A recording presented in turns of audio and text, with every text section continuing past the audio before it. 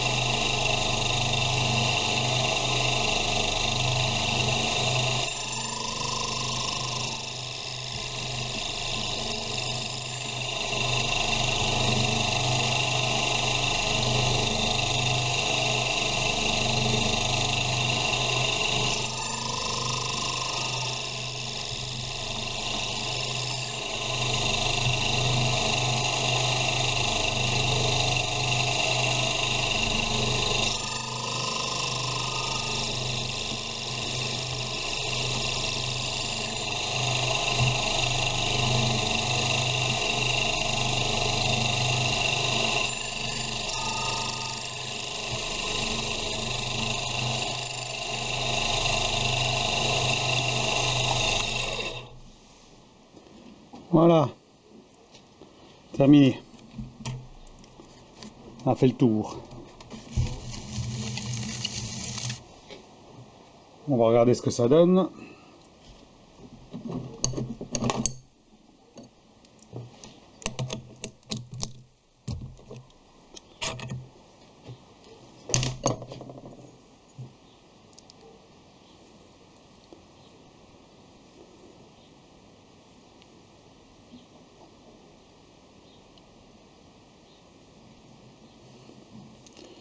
Alors bien entendu, hein, c'était un morceau qui n'était pas nickel puisque j'avais commencé à attaquer avec l'eau de fraise, hein, donc il n'était pas bien lisse, pas bien rond. Hein. Donc voilà, je vais bavurer ça, puis regarder ce que ça donne. Hein. On va regarder si ça s'engraine en passant un petit coup de lime sur chaque dent pour que ça fasse un petit peu en cône et puis voir ce que ça donne. Hein. Alors le diamètre n'est pas forcément bon, hein. Normalement il faut qu'il soit un peu plus gros. Mais bon, on va tester comme ça, je vous reprends après. Hein. Donc voilà le pignon terminé. Alors donc j'ai mis un petit coup de lime sur les bords des dents hein, pour que ça soit plus pointu, légèrement. Hein. Surtout sur les dents ça va pas mal. Hein. Donc là c'est un 30 dents, hein, ce qui correspondrait à mon système à retomber dans le pas, puisque c'est du 30 dents. Hein. Je vais regarder à peu près le diamètre. Donc là c'est fait en plus à l'arrache, hein, j'ai pas fait. Et puis là ben.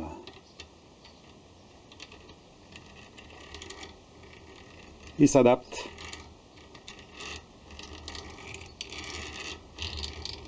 Nickel.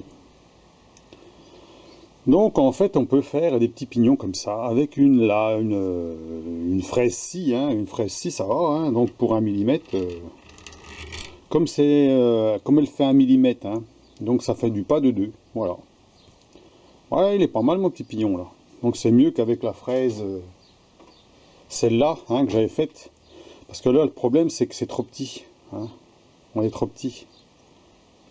Donc quand on est trop petit, on a du mal à accrocher puis ça tourne pas. Donc c'est mieux dans un gros pignon, par exemple un pignon plus gros où à chaque fois ça tourne, le pignon tourne en même temps. Alors que là, il faut prendre le temps de faire chaque dent, puis c'est bon. Hein. Puis à ce moment-là, un petit coup de lime triangulaire au niveau des dessus des dents pour arriver à faire une légèrement pointue comme ça pour que ça s'engraine. Hein. Donc voilà.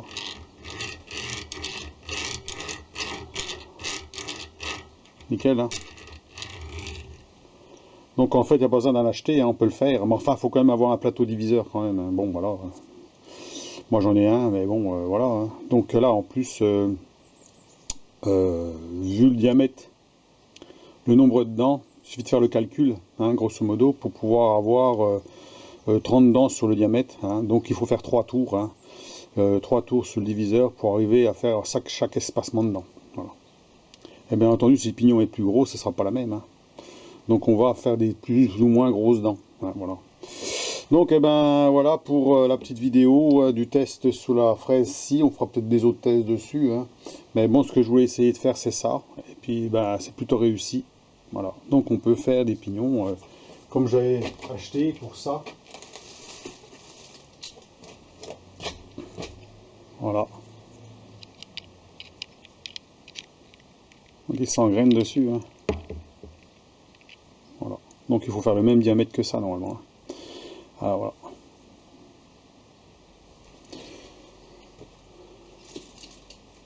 Voilà, dites-moi ce que vous en pensez. Et puis ma foi,